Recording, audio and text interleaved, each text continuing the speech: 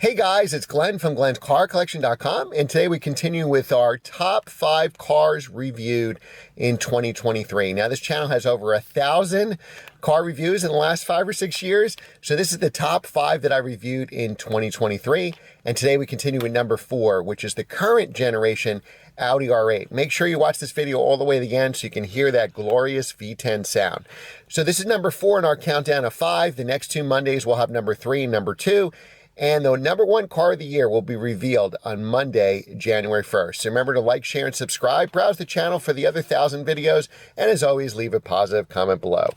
Happy holidays, Happy New Year, and enjoy the video.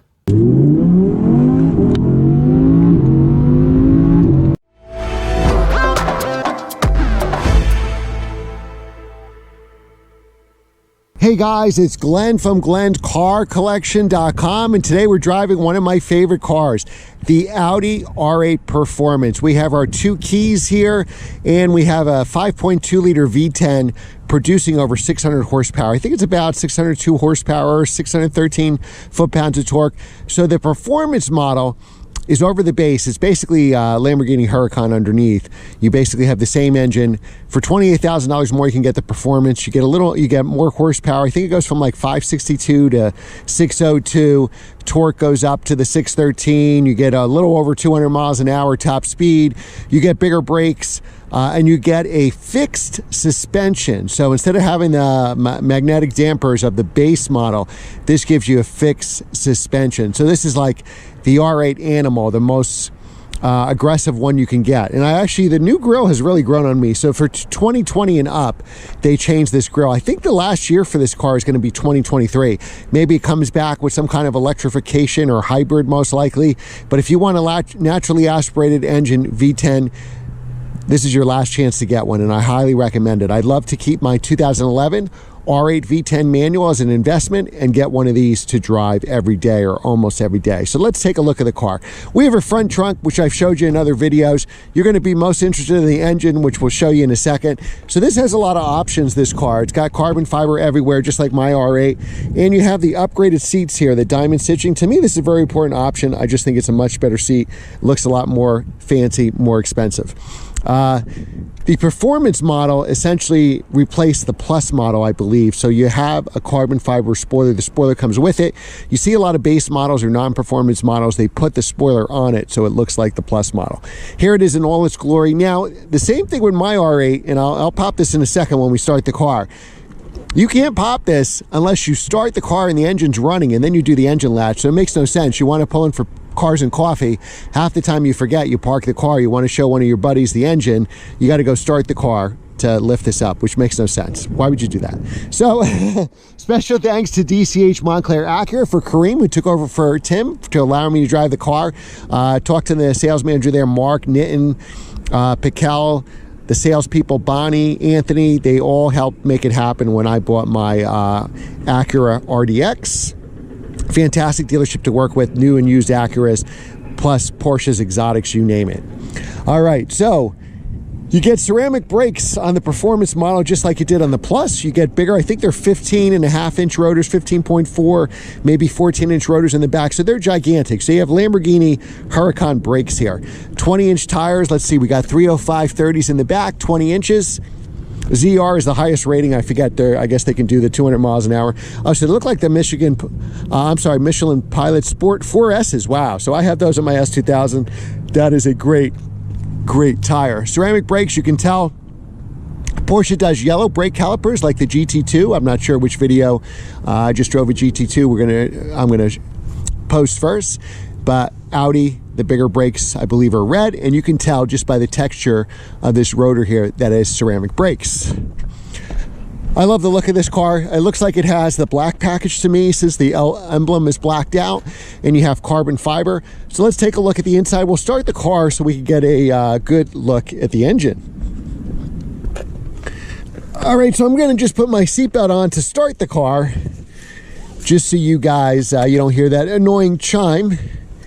And if you're familiar with any Audi, it's pretty much an Audi steering wheel, you know, with some performance options here that you won't get in your Q5. All right, now that's that V10 to life. Now, if we wanted to show my buddy or you guys, my subscribers, my buddies, the engine, the car's got to be running. And then I have to do this latch here, just like on my car. Oops. And you got to pull this up, and now the engine opens. So it makes no sense. Now there's a lot of heat back here. Mine is kind of vented on the sides, and I guess this is, oh, not really. So you could really feel the heat. I just had it up to take pictures, so it's not that hot right now. But it was really hot when I drove it to this parking lot here. So there's some venting on the sides here. You can see that V10 in all its glory, 5.2 liters, essentially a Huracan motor.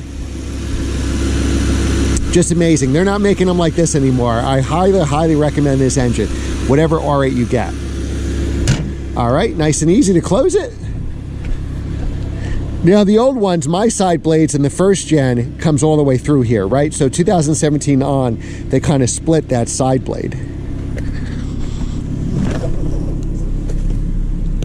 All right, so we'll get inside. Now it's a 7-speed dual clutch transmission, and this one is all-wheel drive. There are rear drive versions of these cars. We have an RWS, which was a 2018 model, and I love that car. All right, so the good thing about this is it gives us the sport exhaust, so engine sound just to sport. All these other controls, your HVAC controls are exactly, for the Q5s I reviewed, exactly the same. So you have the Google Earth and everything right in the thing here. And actually, your backup camera is there too. Of course, the sun is going into clouds when we drive. So here's my backup camera. So the only downside of the backup camera, just like the newer McLarens, when we back up, I can turn and now block it, say if I'm coming out of a parking space. So that's the downside. But just like the TTRSs, instead of having everything here, this generation has it right here front and center. Now we could do drive select. We can go into comfort mode, sport mode. Now all these modes, I believe, are going to shift for us. So let's see, we have to go into the sportier modes. Now we could take off the traction control. That's why everything turns red. Of course, we don't want to do that.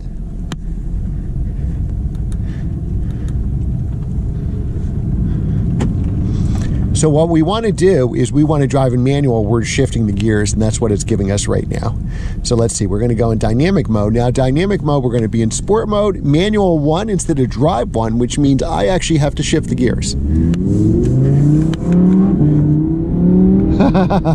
Wow, you feel so low, and the car just handles so flat with the all-wheel drive. The rear end does move around a little because of all the torque and power. Now, even with the fixed suspension, it's probably stiffer than the regular base R8. If anything, with over 500 horsepower and a V10 is called base. But the ride is actually so far pretty good. I'll try to hit some bumps on purpose, and I can tell you there's a lot worse riding cars than this.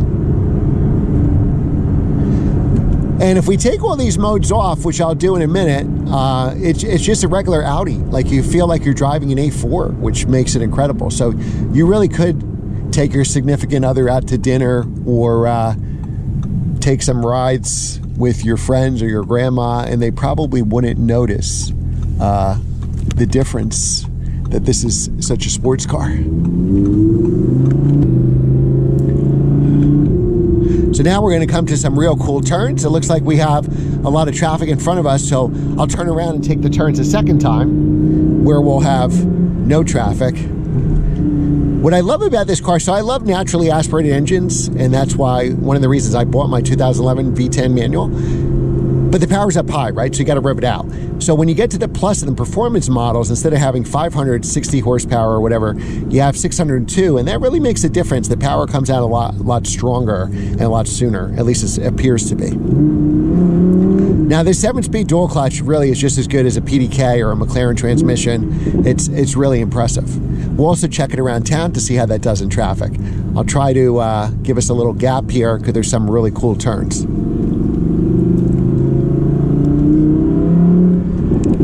These cars are beasts. Like, I love like the newer sports cars too, and now they're all going hybrid and stuff like that. But in a way, this is kind of old school, but you have like new school tech, and I almost think that's kind of like the perfect combination. All right, so what I'll do here is I'll stop, put it in first gear, at a dead stop, and accelerate.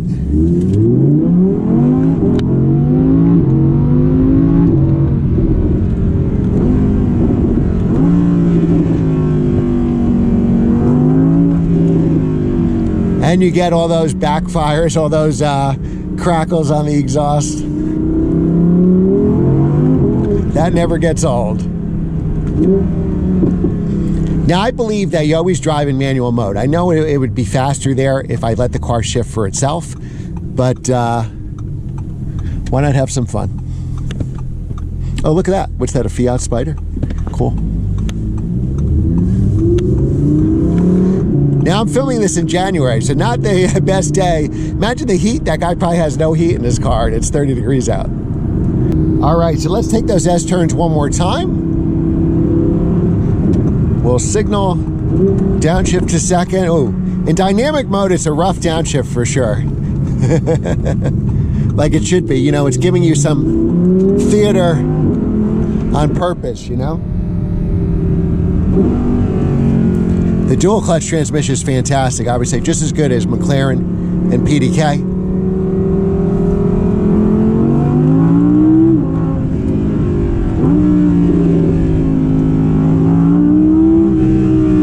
Wow. Amazing. You got your horsepower and torque meter here.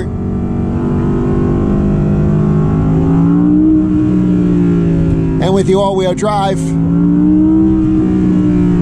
it just makes it amazing.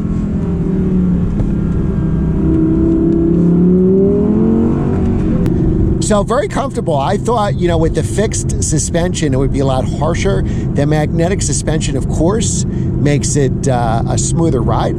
But I think you could really drive this every day. The seats are very comfortable. It's so roomy in here. So what I heard Matt Farah said, and I think he's right, he said the difference between this car and a Huracan is the Audi R8 has a 5-inch longer wheelbase, and it all goes to interior room. So I can't even drive in a Huracan convertible. I'm 6 feet tall, and my head hits the roof, and I don't have a helmet on, nothing, right? So here I'm 6 feet tall, and I'm wearing a GoPro hat to film this. I probably got another like 3 inches. So it is very, very roomy inside.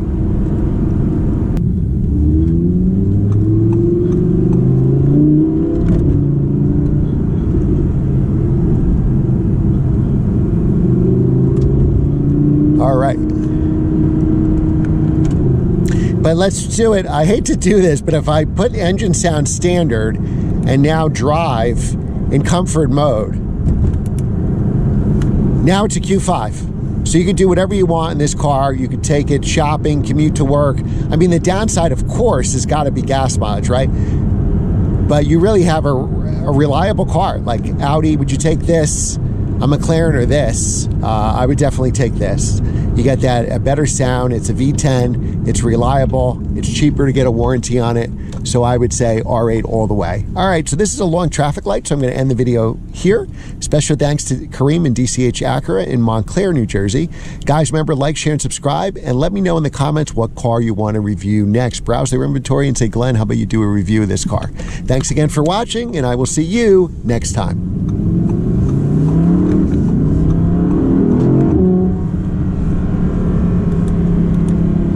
Of course, I got to change everything back to the sportiest modes now. All right.